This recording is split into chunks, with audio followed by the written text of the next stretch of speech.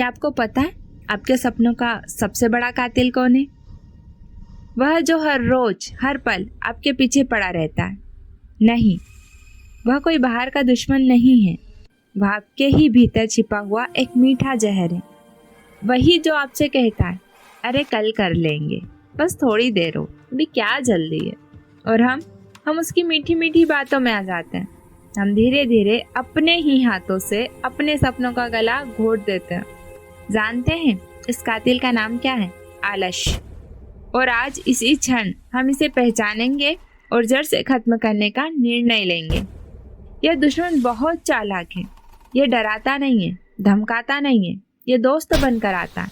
जब आप सुबह उठकर अपने लक्ष्य की ओर पहला कदम बढ़ाने वाले होते हैं तो यह आपके कान में फुसफुसाता है, बस 5 मिनट और। जब कोई कठिन काम शुरू करना हो तो ये कहता है, अभी मन नहीं है, शाम को करेंगे। यह आराम और सुविधा का एक सुंदर मुखौटा पहन कर आता है। और इसका सबसे घातक हथियार क्या है? कल। एक ऐसा कल जो कभी नहीं आता।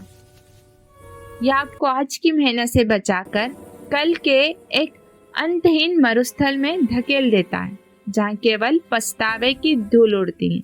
आप सोचते हैं, एक दिन व्यायाम नहीं किया तो क्या हो गया? 1 घंटा पढ़ाई नहीं की तो क्या बिगड़ गया? आज अपने विचार पर काम नहीं किया तो क्या फर्क पड़ गया?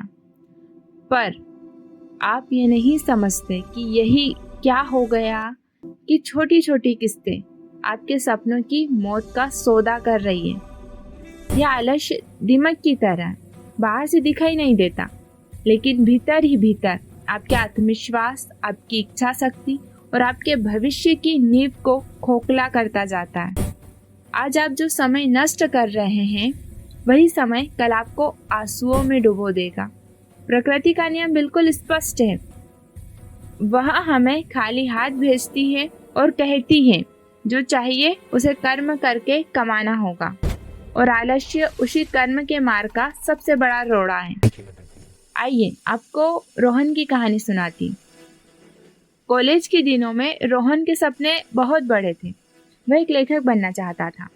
उसकी डायरी शानदार विचारों से भरी रहती थी।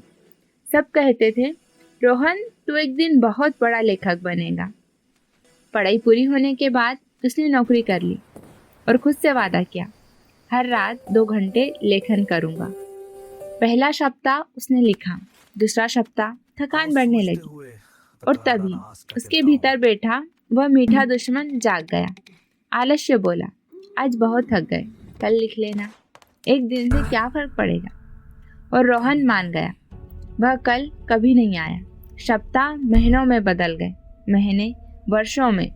हर सप्ताह वह सोचता, इस बार पक्का लिखूंगा। लेकिन सप्ताहांत घूमने, मोबाइल और धारावाहिकों में बीत जाता। आज 10 साल बाद रोहन उसी नौकरी में फंसा हुआ है। रात के सन्नाटे में वह अपनी पुरानी डायरी खोलता है, अधूरे सपनों को पढ़ता है और उसकी आंखों में केवल पछतावा होता है। वह सोचता है, काश मैंने उस आवाज को अनसुना कर दिया होता। रोहन का सपना मरा नहीं था, उसकी हत्या हुई थी। और कातिल कोई और नहीं, उसका अपना आलस्य था। अब जरा खुद से पूछिए, कहीं यह कहानी आपकी तो नहीं? कहीं आपके भीतर भी कोई सपना इसी तरह धीरे धीरे दम तो नहीं तोड़ा? स्वस्थ शरीर का सपना, अपना काम शुरू करने का सपना, कोई नई कला सीखने का सपना। श्रीमद् भागवत गीता में भगवान श्री कृष्ण कहते हैं, कर्म करने में ही तुम्हारा अधिकार है, फल में नहीं। लेकिन आलस्य आपके कर्म करने का अधिकार ही छीन लेता है। जब कर्म ही नहीं करेंगे तो फल की उम्मीद कैसी? अनुशासन का दर्द कुछ समय का होता है, लेकिन पछतावे का दर्द पूरी जिंदगी का। आज का आराम भविष्य के सुख की कीमत पर आ रहा है और यह सौदा हमेशा घाटे का होता है। अच्छी खबर यह है कि आप इस दुश्मन से अधिक शक्तिशाली हैं। आज मैं आपको आलस्य को हराने के 4 अचूक उपाय बताने जा रही हूँ। आलस सबसे ज्यादा हमला काम शुरू करने से पहले करता है। दिमाग उस काम को पहाड़ जैसा बना देता है। उपाय सरल है, खुद से कहिए, मैं यह काम केवल 5 मिनट करूंगी। पढ़ना है 1 पृष्ठ, व्यायाम करना है 5 मिनट चलना, लिखना है 2 पंक्तियाँ। काम का सबसे कठिन भाग उसे शुरू करना होता। एक बार शुरुआत हो गई तो गति अपने आप बन जाती है। सुबह उठते ही अब दिन का सबसे कठिन और आवश्यक काम पूरा करें। वह काम जिसे आप सबसे अधिक टालते हैं, वह काम हो जाता है तो आत्मविश्वास कई गुना बढ़ जाता है। बाकी काम सरल लगने लगते हैं। तीसरा उपाय है अपने वातावरण को बदलें। अनुशासित लोग अधिक इच्छा शक्ति वाले नहीं होते, वे अपने वातावरण को समझदारी से बनाते हैं। अच्छी आदतों को आसान बनाइए और बुरी आदतों को कठिन। व्यायाम करना है तो कपड़े पहले से निकाल कर रखें। पढ़ना है तो मोबाइल नहीं, किताब पास रखें। समय नष्ट करने वाले साधनों को दृष्टि से दूर रखें। चौथा उपाय है कोई भी कदम छोटा नहीं होता, बड़े लक्ष्य डराते हैं, आलस्य इसी डर का लाभ उठाता है। इसीलिए लक्ष्य को छोटे छोटे चरणों में बांट दीजिए। 1 किलोमीटर दौड़िए, 1 अनुच्छेद लिखिए, 1 कौशल, 1 पाठ सीखिए। एक छोटा कदम आपको पूर्णता के करीब ले जाता। यह निर्णय आपके हाथ में। क्या आप अपने सपनों की हत्या होते देखेंगे या आज खुद खड़े होकर आलस्य को चुनौती देंगे? आज ही अपने आप से एक वादा कीजिए, मैं अपने सपनों को आलस्य से बचाऊंगी।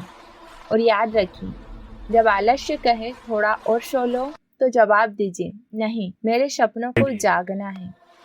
जब वह कहे कल कर लेंगे तो कहिए, नहीं, मेरा भविष्य आज से शुरू होता है। उठिए, कर्म कीजिए, मेहनत कीजिए, क्योंकि सपने देखने वाले बहुत हैं लेकिन उन्हें पूरा करने वाले बहुत कम। अब आपकी बारी है।